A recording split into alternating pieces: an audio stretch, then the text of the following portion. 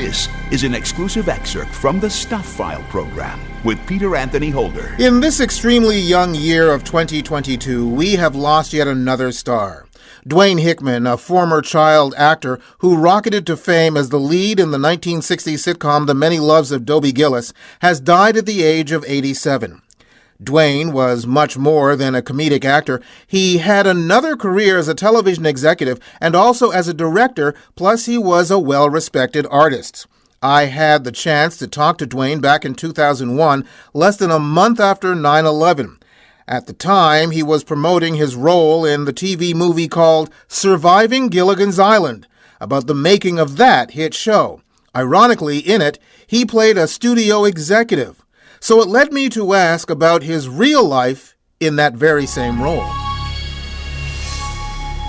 Do you think that your experiences as an actor and being someone who was on a hit series was perfect for you becoming a network executive, as opposed to the suits that are normally there? Well, yes and no. I mean, it gave me a great understanding of how the network works. On the other hand, I wasn't around my element, which is acting in the actual making of a series. So in that respect, it was a little different. But I went there to learn how to produce shows and how to put shows together and sell them to a network, and I stayed a long time. And I must say, it was nice to get a steady paycheck.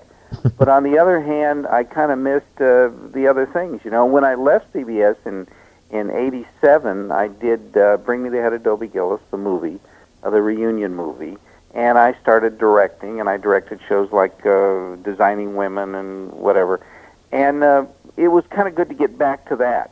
But they're very different things. And I must say, yes, my acting prepared me, and no, it didn't prepare me.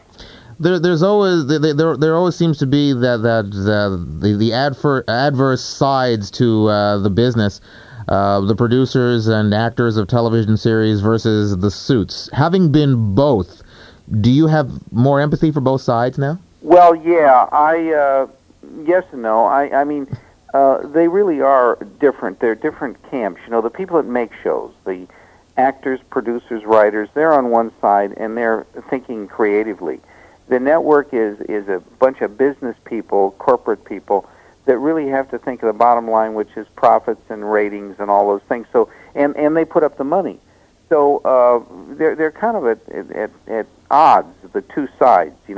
I tried as a network. I handled shows like Maude, Good Times, All in the Family, WKRP, MASH, shows like that.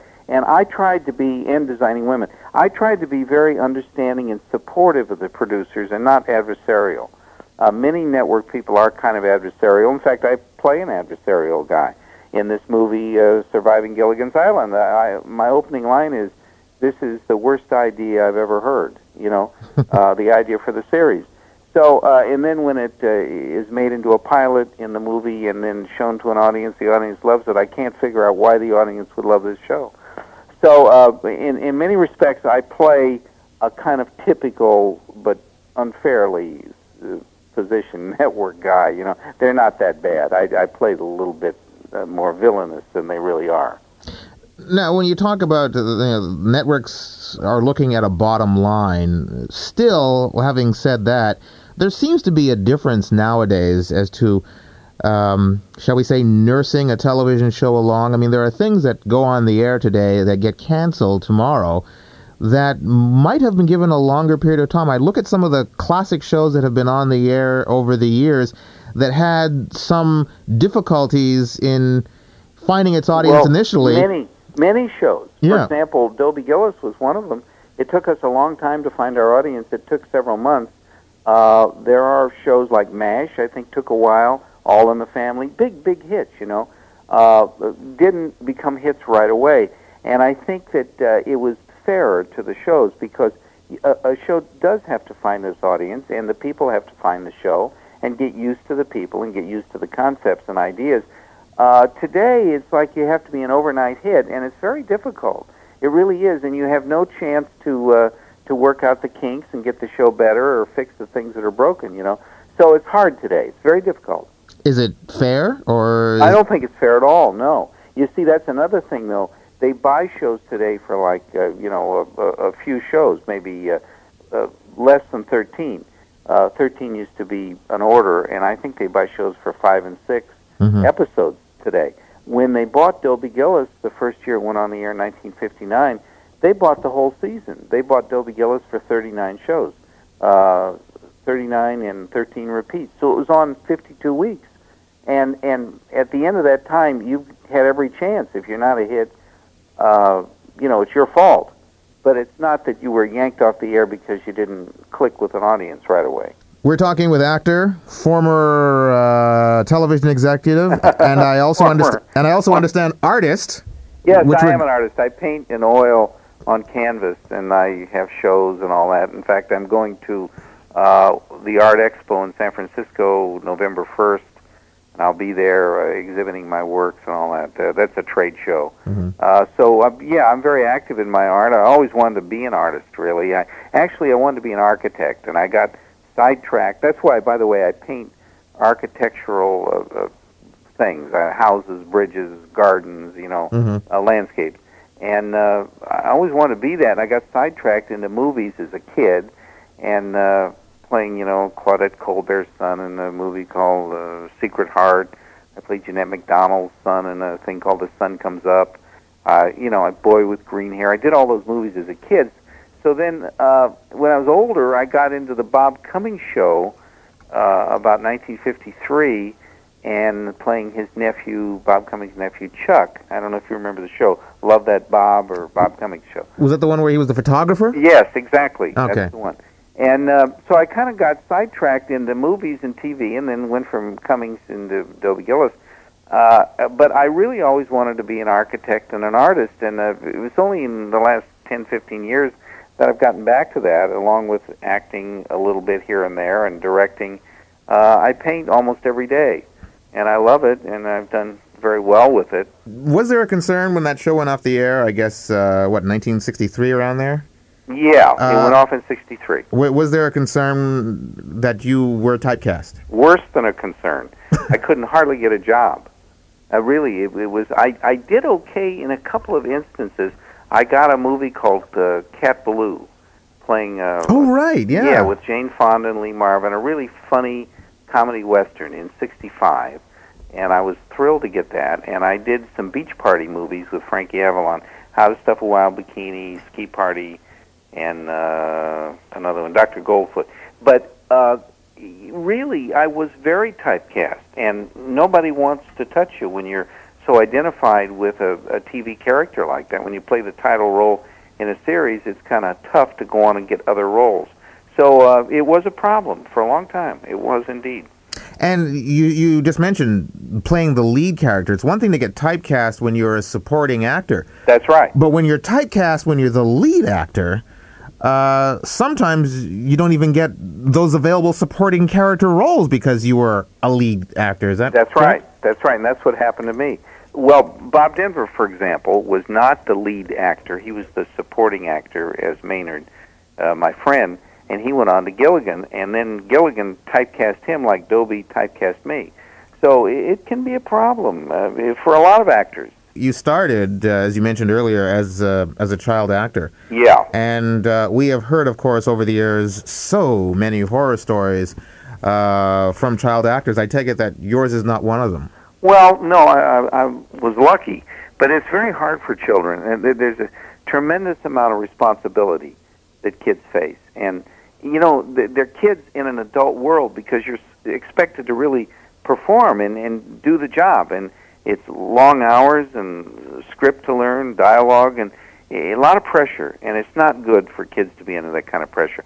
I would never want my child to be in the movies till he grows up, till he's an adult, frankly. I have a son 8 and another son grown in his 30s, and my 30-some-year-old son was never in the business, and I would not want my 8-year-old to be in it. I think it's too hard for kids. I really do.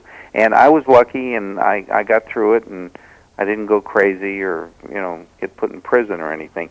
So I was lucky, but I really think for the most part it's really tough for kids. Yeah, but you did go through it, and knowing what you know, and considering the fact that you had a pretty good experience as a child actor, don't you think your son could handle it if you controlled it? Yeah, probably, but I wouldn't want to try it. I really wouldn't. I'm very much against it. I just think it's not for children. I've worked with a bunch of kids since I've been an adult, and I think it's hard for them. I really do, and I would not want to put mine in that position of having that pressure. Because I know we've had another person we've had on the program who was also a former child actor who's done rather well as an adult is Dick Van Patten.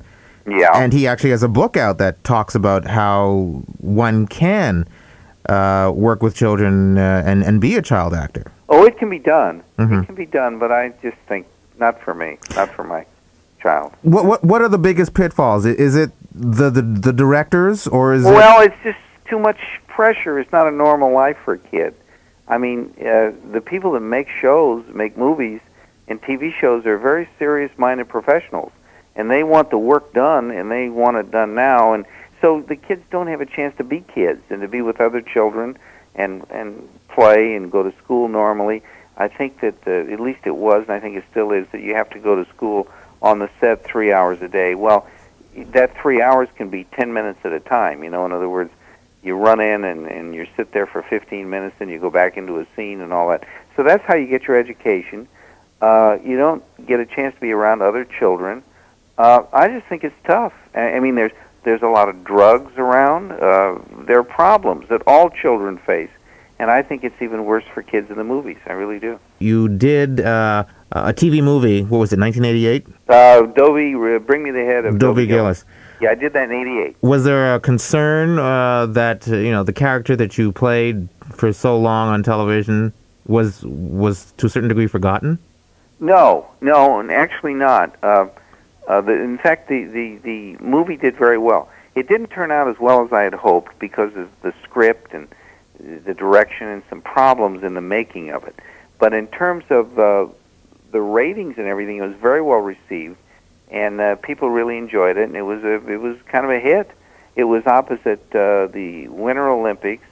It aired in, I think, February of '88, and it was against the Winter Olympics and I think a miniseries called Noble House, and it did quite well against both of them, which is a very tough competition. It was February sweeps. As you know, sweeps are the rating periods. There's 4 sweep periods a year, February, November sweeps, and so forth.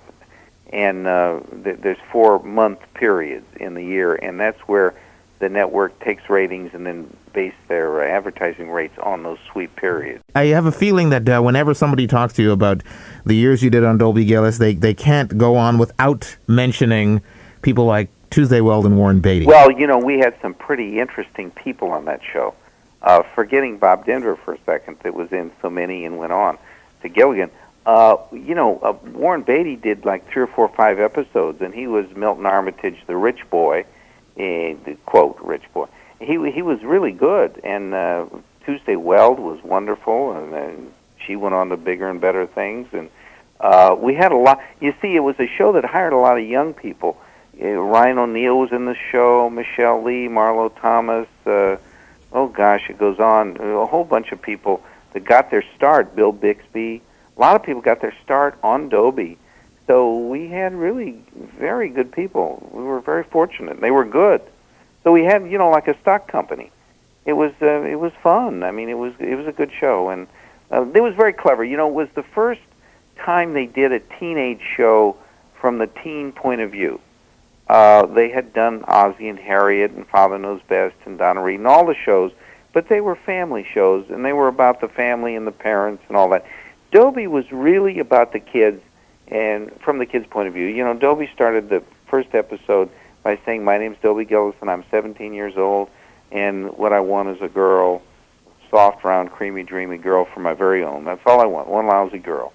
And standing between me and that is a powerful obstacle." And then you cut to my father, Frank Phelan, who played Herbert T. Gillis. So that's what the statement of the show was. I want a girl. I don't want to work much. I don't want to earn money. I just want a girlfriend, and that was Dobie Gillis. That was just part of a conversation with actor Dwayne Hickman, who passed away at the age of 87 on January 9th. Ironically, January 9th would have been the 87th birthday of his great friend and former co-star, the late Bob Denver. Our conversation was from October 2001, and there's much more of this chat that you can hear. In fact, the full conversation is 3 times the length of what you just heard. Patreon Stuph File patrons, you can hear the full interview with Dwayne Hickman by going to our Patreon page. And if you're not already a member, become one of the select patrons of the show. Visit patreon.com/The Stuph File Program. You've just heard an exclusive excerpt from the Stuph File Program with Peter Anthony Holder. To hear any or all of the full hour-long shows, visit thestufffile.com. Stuph is spelled S-T-U-P-H. That's thestufffile.com. A presentation of Flying Fish Communications.